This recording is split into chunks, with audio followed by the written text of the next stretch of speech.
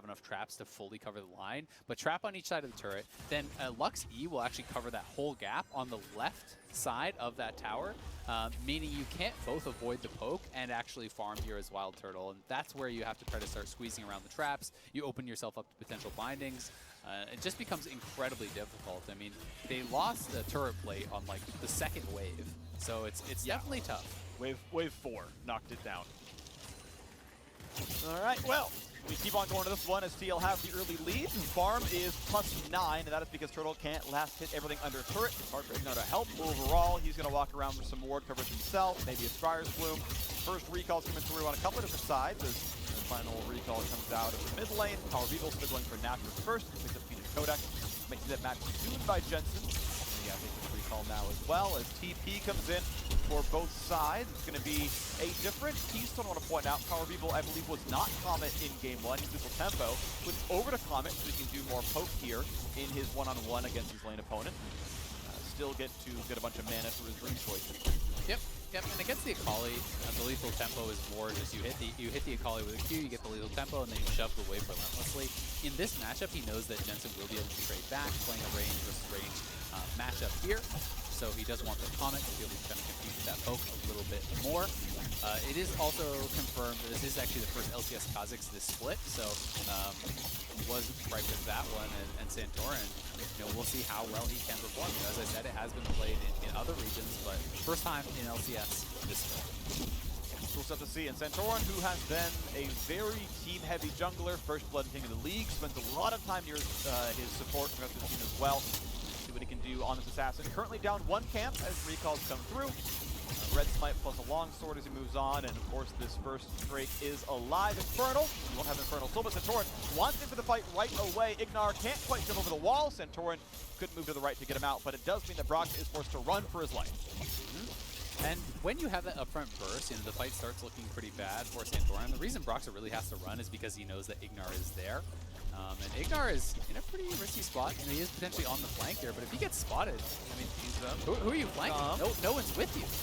Yeah, has the blast cone and decides to go back towards the lane instead of over towards the Drake. That could have been a danger because Core can easily land the Q, wake up the Dragon. Dragon knocks him back. Ignar probably dies. So I would have probably gone to jump over the wall and died. Ignar is smarter. He goes, oh, we're going to go away, make sure never CC'd. Breaking the wall's not the important part.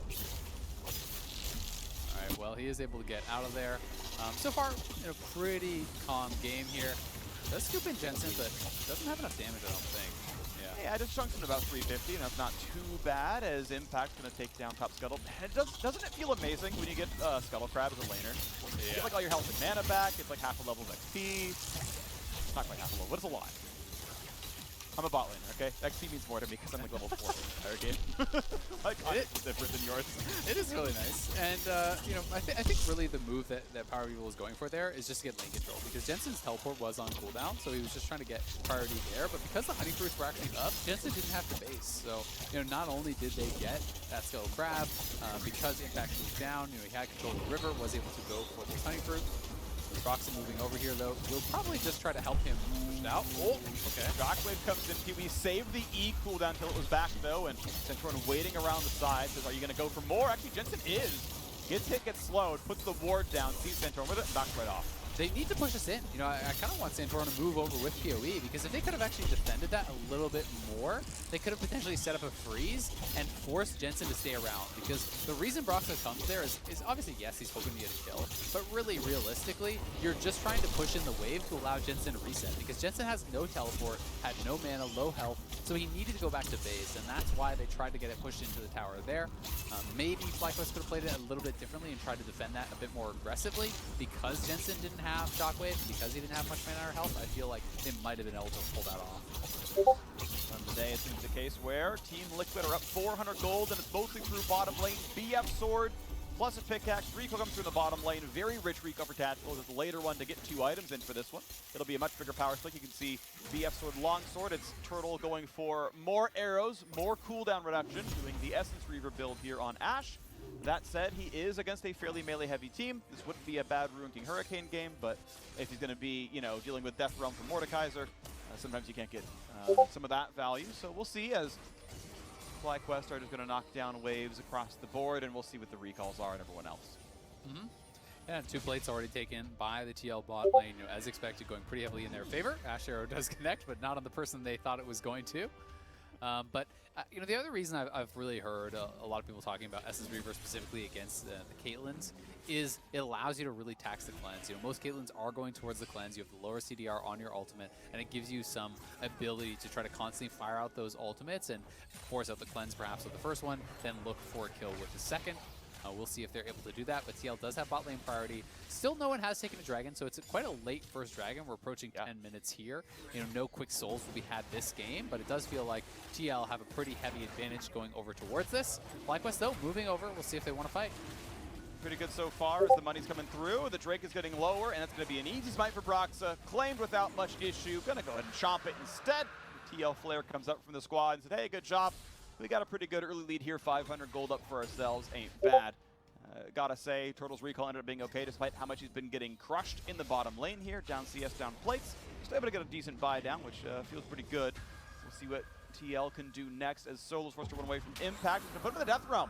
They're gonna go for a big play down here as Volibear's on the way over, Orianna on the way as well. Solo gonna hold on to his dash away and try to get out from this one, and turns out he's gonna be fine. Yeah, so Solo, I think, was moving down both for the Scuttle Crab, but also just to try to zone Impact off of farm because, the wave was actually pushing against Impact, which meant those minions Impact wanted to farm up were getting killed off. So just trying to go for a little bit of a move to essentially tax the resources there of TL, take away some of that golden experience, as he will be able to pick up most, if not all, this wave once it comes to him at the turret. Nice little chunk of damage right there, plus 184 as he gets the isolated Q for good damage. So not just Kha'Zix, but Mordekaiser gets the isolated Q mechanics. Nice pull in. Dodge is going to block the auto. Impact still able to get just the damage across to turn on the passive, and that means the less disengage in this fight. And so far, I do feel like TL is going to be really happy with the start of this. Santorin, though, to the top side, he's got no ult. Big damage. As you said, no Death Realm. Impact doesn't have a good way out. He's going to keep trying for his life, deal a little bit of damage, but First Blood is going to come through under 11 minutes on a Santorin. Bot lane, meanwhile, under fire. There's the first arrow. It's going to land on a Core JJ. Double shield comes across, and look how slowly he dies, finally flags for his life. Luckily, as it comes out, Turtle's a bit low, forces Tapper to walk away as Volley lands. You can see 2 summoners burn for 2 summoners. But despite every bit of CC landing, that TL bot lane lives. Yeah, not quite enough to burst him down there. I do like the target selection because Cleanse is over on Tacticals. You have to go for the Lux. At the very least, they get the higher value summoner, and we see Power People here trying to push them off. Broxah can go for the flash, though.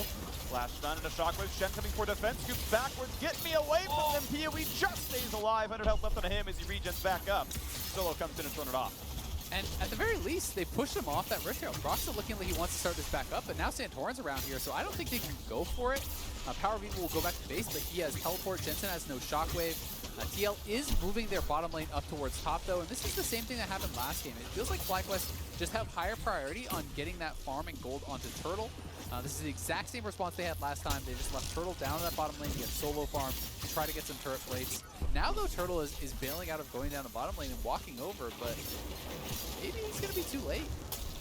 He's got Xerxes, at least he runs fast, but no arrow up right now. In fact, he's out of most summoners, so we'll see if he can do anything, but he's on the way. It's about 5 seconds out so he can be a part of this fight. Ult comes in, Ignar getting low. Gotta watch out for this one. He's in the Death Realm. Ignar cannot live through this. Impact should pretty much always get this kill. There's the Q slam. There's the stats. They're ready to go. Good smite steal, but FlyQuest cannot easily grab the Herald itself and flash backwards. Brock's not going to find more than just that stun.